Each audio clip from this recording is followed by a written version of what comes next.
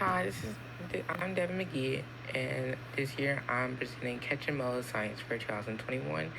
And this is my science fair that I created, a digital board, and I hope y'all can see that. And I put piece by piece in a slideshow, and I put my digital board on the last slide so you can see it better. I hope you like it. This is my description of my project. Mold is a soft green or gray fungus that feeds on nutrients and water to grow. Mold can develop on old food or objects that have been left out in warm, moist air for too long. Mold can also be found indoors and outdoors all over the world. Foods, especially bread and potatoes, are huge contributors to mold, in which both are one of the foods that are found with mold. My question for my science fair is which food would grow the most mold and which food would grow the least? My purpose. The purpose of my experiment was to see which of the foods, bread, potatoes, or cheese, would grow the most mold in different settings. I chose this experiment because mold interests me and I wanted to see how long a certain food can be still good while being left out. My hypothesis is in my experiment, wet food will get molded quicker than cooked and dry food. Also, out of the wet food, potato will have the most accumulated mold.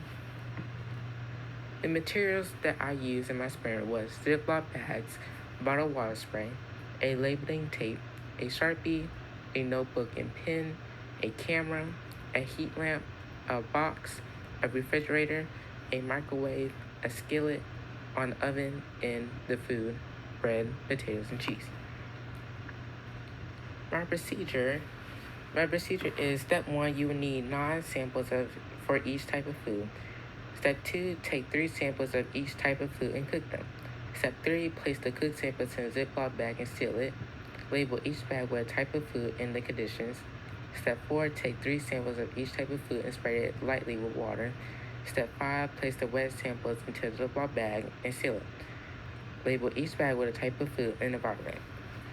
Step 6, take the last 3 samples dry and place each sample into a Ziploc bag and seal it. Label each bag with a type of food and environment. Step 7, place 1 wet, 1 dry, and 1 cooked set of samples for each type of food in the refrigerator. Step 8, place 1 wet, 1 dry, and 1 cooked set of samples for each type of food in a dark place like a box. Step 9, place 1 wet, 1 dry, and 1 cooked set of samples for each type of food under a heat lamp. Step 10, monitor your samples daily and make notes on observation. Taking pictures is a great way to track changes in your samples over time. So here is my pictures from this is my bread, cheese, and potato. And I took this picture when I started the science fair. And I also took pictures where I ended the experiment. So the places where the foods are at the picture in the bottom is the wet potatoes, cooked cheese, and dry bread in the dark box. And to the bottom right is the dry potatoes, wet cheese, and cooked bread are under a heat lamp. And to your upper right is cooked potatoes, dry cheese, and wet bread are in the refrigerator. So this is my table graph where I track every day and if I can see any molds on the foods. So I start with the potatoes, and between day 1 and day 7, day 8 and day 13, the difference potatoes has shown no signs of mold. Cooked potatoes between day 9 to day 13 starts to develop specks of mold and dark spots. Dry potatoes between day 14 and day 15 start to change to a dark brown color and little white spots of mold appears. Wet potatoes between day 8 through day 13 start to show little dark spots. Cooked potatoes on day 14 through day 19 had area covered in dark mold, and the potatoes appeared to be wet and mushy. Dry potatoes on day 16 through day 22 was changed into a dark brown color, and tiny white spots of mold were covered in the potatoes. Wet potatoes on day 14 through day 21 had dark spots and stem growing. Cooked potatoes on day 20 through day 24, potato is covered in dark mold, and the potato is wet and mushy. Dry potatoes on day 23 through day 24, one area of potato is darker than the rest, and there's about 12 white mold on the potato. Also, the potato appears to be wet and moist or mushy. Wet potato on day 22 through day 24, potato is covered in dark and flaky mold and stem is growing big. And also the note, day 24 is the final or the last day that I stopped my experiment. For my cheese, all the different types of cheese since day 1 to day 24, there was no signs of mold.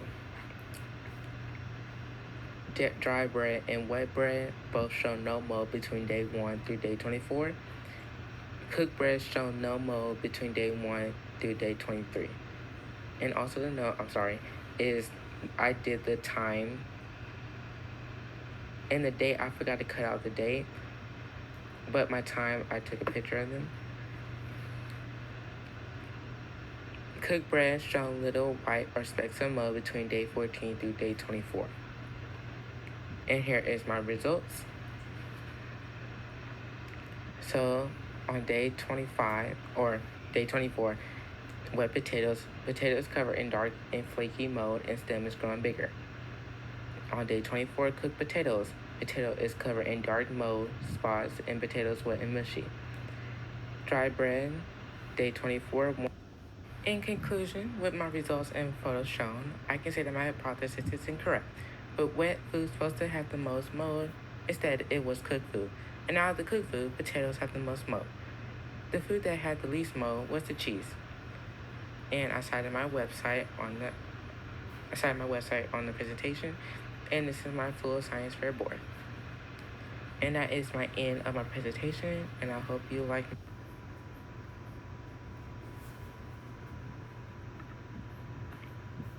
And my cited website is right here, where I get my inspiration from. And this is my full science fair board. And that is the end of my presentation, and I hope you like my experiment project. Thank you.